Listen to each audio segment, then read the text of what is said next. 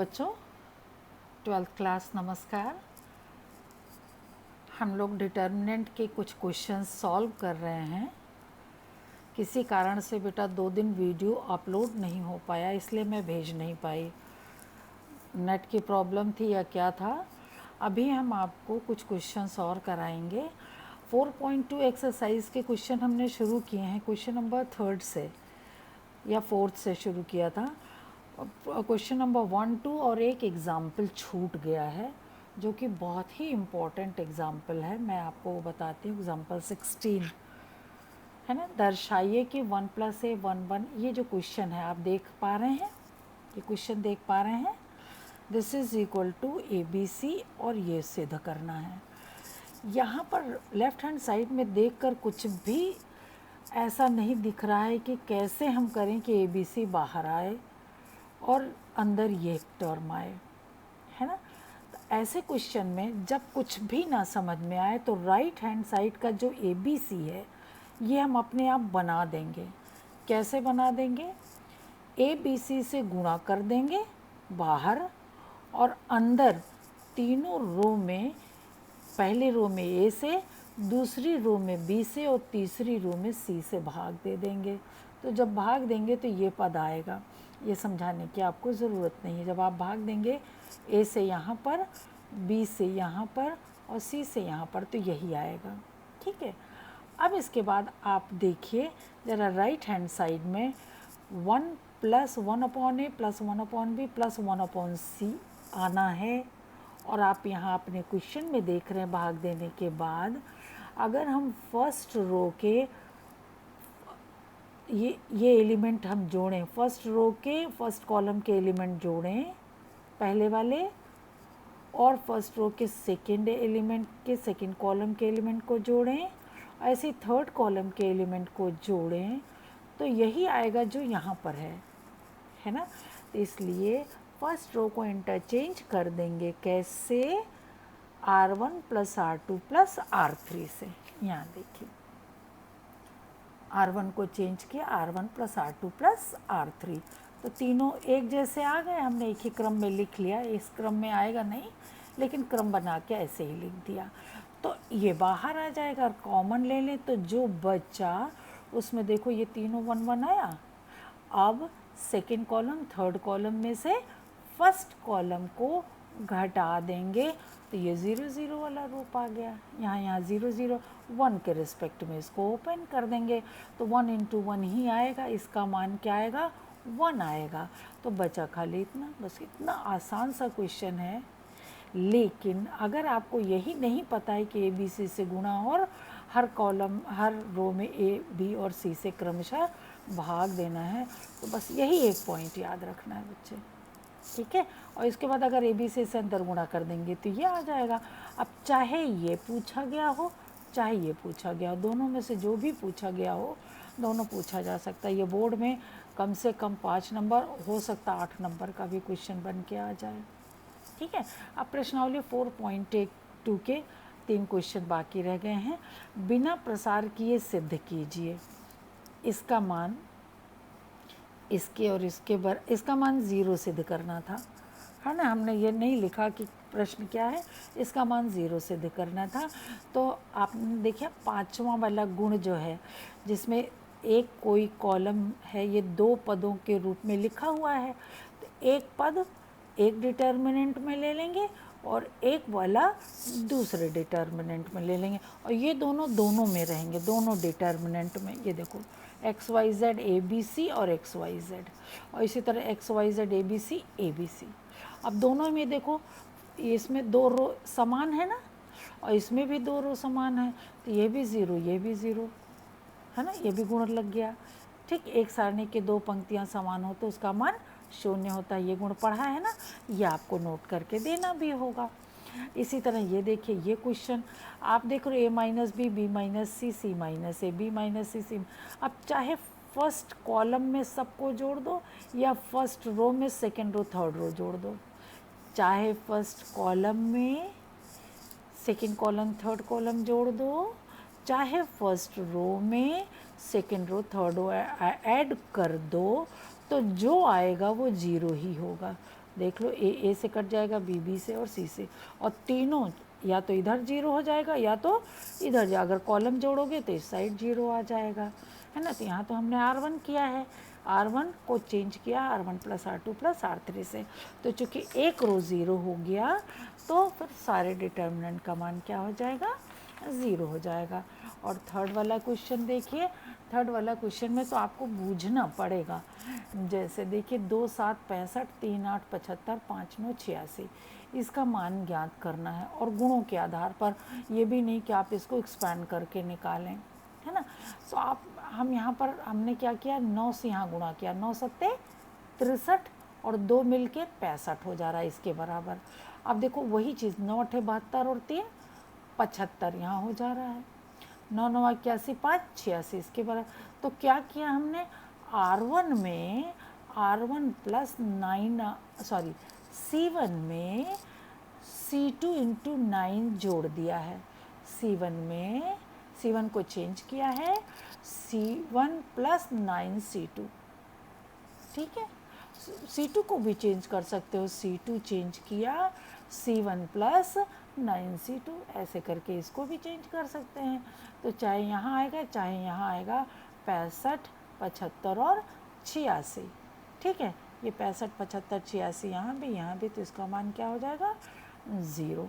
बेटा ये क्वेश्चन पीछे छूट गया था, अभी हम आपको 4.2 का क्वेश्चन नंबर 12 कराएंगे, जो हमने आपके लिए छोड़ा था पिछले वीडियो में, लेकिन हम इसको भी आपको बता दे रहे हैं। देखिए वैसे तो आप कर लेंगे, हमें पता है, फिर भी हमारा मन नहीं मान रहा है कि हम आपको बता दें इसको।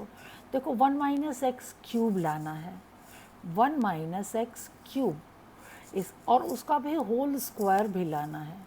इसका मतलब क्या है, 1 माइनस एक्स क्यूब कितना होगा, अगर इसका गुणनखंड करें तो 1 माइनस एक्स होगा एक खंड में, और दूसरे में 1 plus x square plus x होगा, 1 प्लस एक्स स्क्वायर, ठीक है।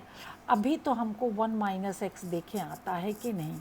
अभी देखो, अगर हम सेकेंड कॉलम में से फर्स्ट कॉलम घटा दें, या R1 में से R2 घटा दें, R1 में से R2 घटा दें, जो भी कर सकते हैं, चाहे इधर से भी ले सकते हैं, चाहे जैसे हमने R1 के साथ किया, रो के साथ किया है, वैसे आप कॉलम के साथ भी कर सकते हो, है ना। अभी देखो 1 माइनस एक्स स्क्वायर किया, ये इसको फर्स्ट रो को चेंज किया, R1 माइनस R2, ठीक है, ये कर दिया। फिर R2 को चेंज किया, R2 में से R3 घटाकर, x square minus x 1 minus x square और x माइनस 1, ये देखिए R3 को ऐसे ही रहने दिया, R3 को अनचेंज रखा, R1 को चेंज किया और R2 को चेंज किया। तो देखो इसमें सब में 1 माइनस एक्स कॉमन है कि नहीं, अगर यहाँ x कॉमन ले लेंगे तो x माइनस 1 यहाँ भी आएगा, x माइनस 1 यहाँ भी है, और 1 माइनस एक्स 1 प्लस एक्स है, तो अगर 1 माइनस एक्स कॉमन लेंगे तो यहाँ माइनस हो जाएगा, यहाँ पर 1 प्लस एक्स बचेगा, ठीक है। और देखो इसमें भी 1 माइनस एक्स कॉमन है, अगर x कॉमन लेंगे तो यहाँ x माइनस 1 आएगा, यहाँ 1 माइनस एक्स 1 प्लस एक्स है, और यहाँ पर भी माइनस कॉमन ले लेंगे तो 1 माइनस एक्स होगा कि नहीं। यानी 1 माइनस एक्स यहाँ से भी कॉमन है और यहाँ से भी कॉमन है। जब कॉमन लिया तो यहाँ तो 1 प्लस एक्स बचेगा, यहाँ माइनस 1 बचेगा, क्योंकि हमने 1 माइनस एक्स कॉमन लिया ना, और यहाँ भी माइनस एक्स बचेगा, ठीक है ना। यहाँ पे ही माइनस एक्स बचेगा, यहाँ 1 प्लस एक्स बचेगा, यहाँ माइनस 1 बचेगा। क्लियर हो गई बात। तो आपने क्या कॉमन लिया, 1 माइनस एक्स का होल स्क्वायर, ठीक है। अब क्या कर सकते हैं, देखो अगर इसको हम जोड़ दें, इसको हम जोड़ दें तो 0 यहाँ हो जाएगा कि नहीं, और यहाँ भी 0 हो जाएगा। तो ऐसा करते हैं, R2 में R3 को जोड़ देते हैं, R2 को चेंज किया R2 प्लस R3 से, ठीक है ना, R2 प्लस R3, R1 को एज इट इज़ रहने दिया, तो यहाँ भी 0 हो गया। जब इसको जोड़ेंगे तो 1 प्लस एक्स स्क्वायर आएगा, इसको जोड़ेंगे तो यहाँ 0 आ गया। अब सेकेंड रो में देखो 2 0 मिल गया, तो एक पद बचा है, इसी के रिस्पेक्ट में खोल दें। ये देखो सेकेंड रो का और सेकेंड कॉलम का एलिमेंट है, तो 2 और 2 4, सेकेंड रो सेकेंड कॉलम, यानी I भी 2 J भी 2। तो -1 के ऊपर 4 जब हाथ आएगा तो पॉजिटिव होगा कि नहीं, तो इसके रिस्पेक्ट में हम खोल रहे हैं। ठीक, या यूँ कहो 1 + x स्क्वायर कॉमन ले लें। 1 + x स्क्वायर क्या किया, कॉमन ले लिया, क्योंकि 2 जीरो तो यहाँ बचा 1, तो 1 के रिस्पेक्ट में खोलेंगे, बाहर 1 रहेगा, है ना, द्वितीय पंक्ति के सापेक्ष खोल देंगे। 1 वही है, उसका चिन्ह भी 1 होगा, 1 के रिस्पेक्ट में खोलेंगे बेटा, तो क्या आएगा 1 - x क्यूब, द्वितीय पंक्ति के सापेक्ष खोलने पर यहाँ देखो 1 - x स्क्वायर तो था ही ये, ठीक है, और 1 + x स्क्वायर हमने कॉमन लिया था। यहाँ पर देखिए 1 - x स्क्वायर था, 1 + x स्क्वायर कॉमन लिया था। तो देखो एक 1 - x और एक 1 + x स्क्वायर अगर हम एक में मिला दें तो ये क्या हो जाएगा बच्चे, 1 - x क्यूब हो जाएगा, और एक 1 - x बचा रहेगा, है ना। वही चीज़ यहाँ हमने पहले ही कर दिया, नहीं करते तो भी ठीक था, लेकिन यहाँ आप सोच रहे होगे कि ये कैसे आ गया 1 - x और 1 - x क्यूब कैसे आ गया, क्योंकि 1 - x क्यूब का गुणनखंड क्या होता है, यहाँ कहीं हमने लिखा नहीं, आप लिख लीजिएगा, a cube minus B cube होता है, a - b, a² + ab + b² होता है कि नहीं। तो इस 1 - x का होल स्क्वायर था, तो एक बचा लिया, एक उसके साथ लेके 1 - x क्यूब कर दिया। अब अंदर वाला जब खोलेंगे तो ये बचेगा 1 + x + x स्क्वायर, और 1 + x + x स्क्वायर इसके साथ मिलके क्या हो गया 1 - x क्यूब, ये भी हो गया, और 1 - x क्यूब 1 - x क्यूब दोनों मिलके क्या हो गया 1 - x क्यूब का होल स्क्वायर। अब क्वेश्चन नंबर 13 देखिए, ये भी बहुत इंपॉर्टेंट क्वेश्चन है। 1 + a² - b² 2ab - 2b, ठीक है, यहाँ पे भी 2ab है, 1 - a² + b², यहाँ देखो प्लस a² था, यहाँ -a² है ना, एक प्लस एक माइनस था, यहाँ दोनों माइनस है, ठीक है।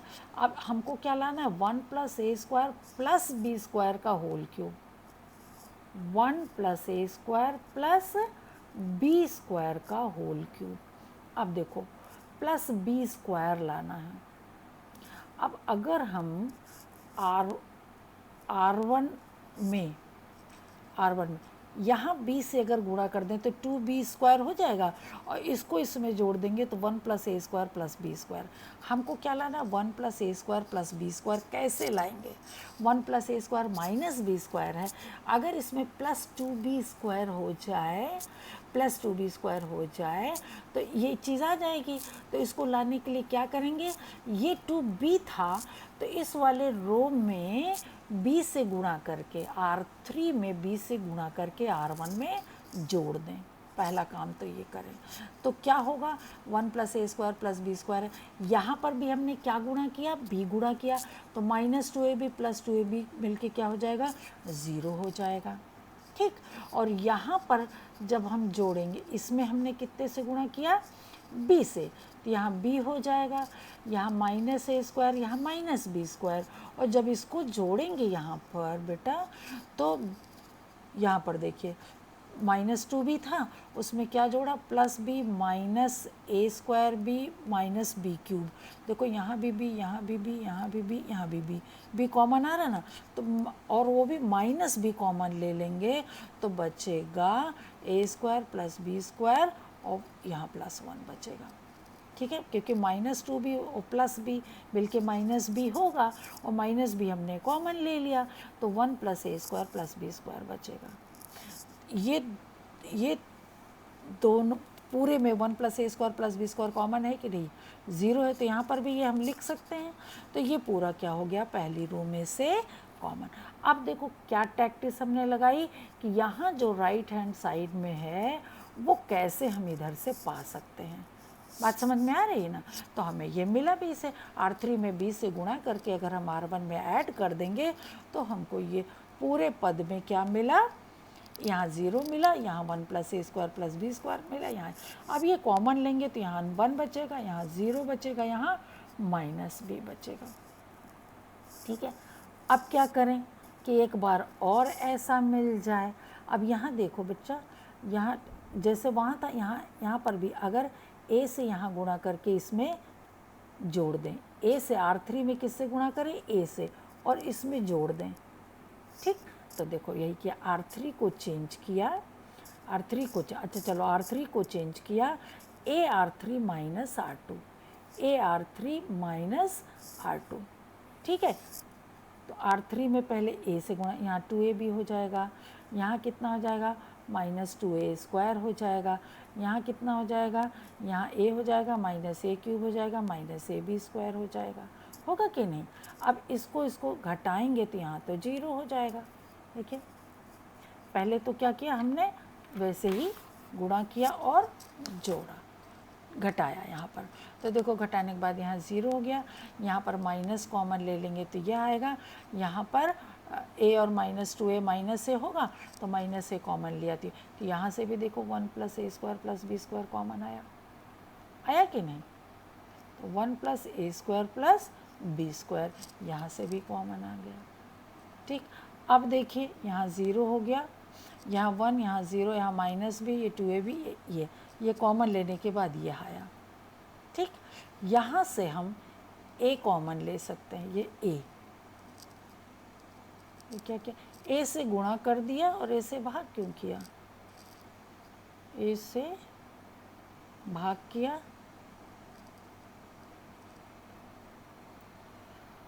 अपॉन a क्यों किया है, a से गुणा और a से भाग, ऐसा क्यों किया। यहाँ पर 2b है, ये 2ab है, ठीक है। AR3 ये तो ठीक है, माइनस R2 किया तो ये मान आया, a से गुणा किया। अच्छा, एक पट्टे कैसे ये आया,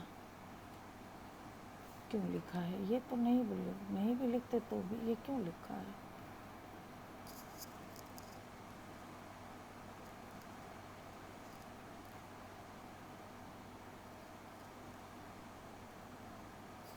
ये लिखने का कोई तुक ही नहीं है, माइनस a, ये क्यों किया है। नहीं करिए आप, इसको नहीं करिए तो क्या होगा, क्या कुछ फ़र्क पड़ेगा। क्वेश्चन तो अभी हम ऐसे ही करते चले आ रहे हैं, कोई फ़र्क है नहीं। ए से गुणा क्या यहाँ ए से गुणा किया, नहीं यहाँ भी नहीं कुछ किया है। ये कॉमन आया तो 1 plus a square whole square हो गया, इसकी ज़रूरत ही नहीं है, कॉमन ले लिया। तो 2 से गुणा क्यों किया, 2 से गुणा भाग क्यों किया, ऐसे ही रहने देते तो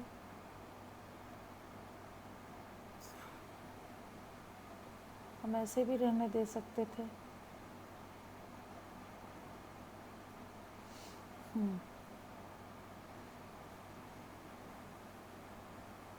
माइनस 2a प्लस 2a, इसको ज़ीरो बनाने के लिए नहीं, आप ऐसे ही सॉल्व कीजिए, इसको रहने दीजिए, ठीक है। अब ये जो बचा 1 plus a square plus b square common लेने पर ये बचा है ना, 1 के रिस्पेक्ट में इसको ओपन कर दीजिए, ये जो मिलेगा वही आंसर होगा। 1 plus a square plus b square का होल स्क्वायर हो चुका था, जब इसको सॉल्व करोगे तो 1 plus a square plus b square फिर एक बार आएगा तो वो होल क्यूब हो जाएगा। ये करने की ज़रूरत नहीं, क्यों किया है हम अगले टर्न पर बताएंगे, अभी तो हमें भी किया तो हम ही ने है, लेकिन क्यों किया है इसकी ज़रूरत नहीं है बेटा, ठीक है। अब आते हैं क्वेश्चन नंबर 14 पर। 14 देखिए, ये question a square plus 1 ab ac है, हमको लाना है 1 plus a square plus b square plus c square, 1 plus a square plus b square plus c square. अब ये कहाँ से पाएंगे, हर पंक्ति में क्रमशः a b c से भाग देने पर, हर पंक्ति में अगर हम यहाँ पर a से भाग दें, यहाँ b से, यहाँ c से, तो हमको a b c का गुणा भी करना होगा। यहाँ तो बात समझ में आ रही कि ABC से गुणा किया और ABC से भाग भी दिया। ठीक है, अब हर स्तंभ में ABC से भाग देने पर हर स्तंभ में ABC से भाग दिया, तो यानी एक ABC से और गुणा किया। हाँ, ये क्वेश्चन बहुत इम्पोर्टेंट है। क्या किया है, पहले तो हर पंक्ति में यहाँ भी A से भाग दिया, A से भाग दिया, A से भाग दिया, यहाँ पर भी, ठीक है, और यहाँ B से भाग दिया और यहाँ C से भाग दिया। अब हर स्तंभ में भी वही काम किया, A से भाग दिया यहाँ पर, इस पूरे में A से भाग देंगे तो यहाँ 1 हो जाएगा, ये 1/a² हो जाएगा, और ये क्या हो जाएगा, 1 हो जाएगा, ये 1 हो जाएगा। इसी तरह यहाँ B से भाग दिया तो ये 1 हो जाएगा, यहाँ 1 + 1/b² हो जाएगा, क्योंकि हर पद में भाग दे रहे हैं ना, और यहाँ 1 हो जाएगा। इसी तरह से ये भी हो जाएगा। ठीक, अब क्या करेंगे, a² b² से हर पंक्ति में क्रमशः गुणा कर दिया। हर पंक्ति में a² b² c² से, यहाँ भी गुणा किया, नहीं, a² से पहले में गुणा करेंगे, b² से दूसरे में गुणा करेंगे और c² से तीसरे में गुणा करेंगे। तो यहाँ आ गया a² + 1, यहाँ a², यहाँ a², यहाँ b² आएगा, ये इस तरह से। देखो अभी क्या था, यहाँ पर a² + 1 AB और AC था। हमको क्या लाना था, 1 + a² + b² + c²।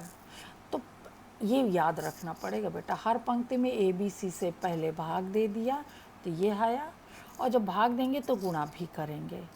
फिर हर स्तंभ में ABC से भाग दिया तो यहाँ गुणा भी किया।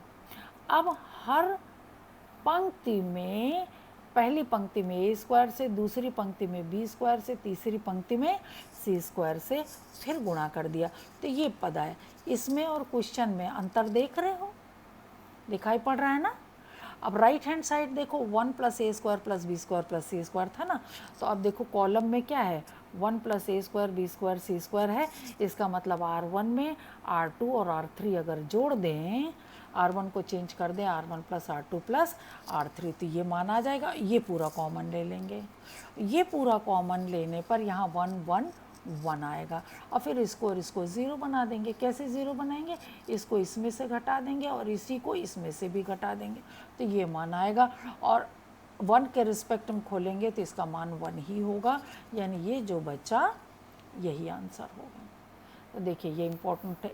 ऐसा आपने एक क्वेश्चन और किया था अभी उदाहरण 16 में, वो फ़र्क तरह का था, ये फ़र्क है, लेकिन करने का तरीका दोनों का लगभग एक है। देख रहे हैं ना, एग्जाम्पल 16 और क्वेश्चन नंबर 14 बहुत इम्पॉर्टेंट। इसको एक बार, दो बार, तीन बार करके इसको याद कर लीजिए बच्चे।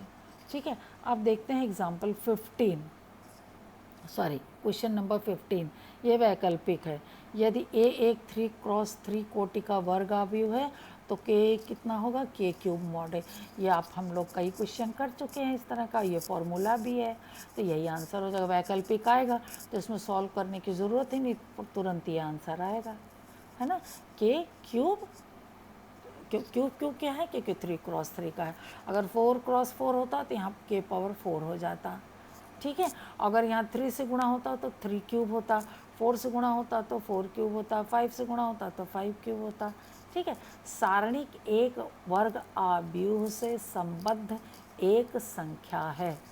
सारणिक एक वर्ग आव्यूह से संबद्ध एक संख्या है। बात जान लीजिए, वर्ग आव्यूह शब्द होना चाहिए और एक संख्या शब्द होना चाहिए। यही आंसर, 4 आंसर में ये क्वेश्चन ही आया था। प्रश्न नंबर 16 ही आपकी बोर्ड में आया था, है ना, और उसमें जो ये आंसर है यही सही है। इससे मिलते जुलते कई हैं आंसर, लेकिन सारणिक एक संख्या है। किससे संबद्ध है, वर्ग आव्यूह से संबद्ध है। ठीक, आज बस इतना ही। इसके बाद त्रिभुजों का क्षेत्रफल पढ़ाएंगे। ओके।